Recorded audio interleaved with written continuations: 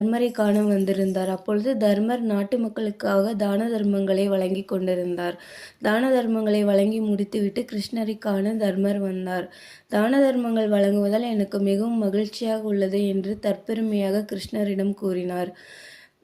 தர்மருக்குள் ஒரு எண்ணம், ஏழை மக்களுக்கு தான தர்மம் வழங்குவதினாலேயே தான் சிறந்த மன்னன் என்று எண்ணிக்கொண்டிருந்தார்.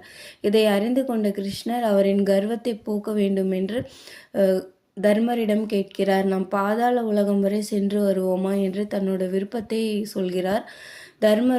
தர்மருக்கும் சரி என்று பட்டது. இருவரும் பாதாள உலகம் நோக்கி செல்கின்றனர். அங்கே பாதாள உலகத்தை மகாபலி சக்கரவர்த்தி ஆண்டு கொண்டிருந்தார். அங்கு பார்க்கும்போது தர்மருக்கு மிகவும் ஆச்சரியமாக இருந்தது. அங்கு ஆட்சி நடப்பது போன்றே தெரியவில்லை. ஆனால் மக்கள் அனைவரும் மிகவும் மகிழ்ச்சியாக வாழ்ந்து கொண்டிருந்தனர். கிருஷ்ணர் மகாபலி சக்கரவர்த்தியிடம் கூறுகின்றார், தர்மரின் தான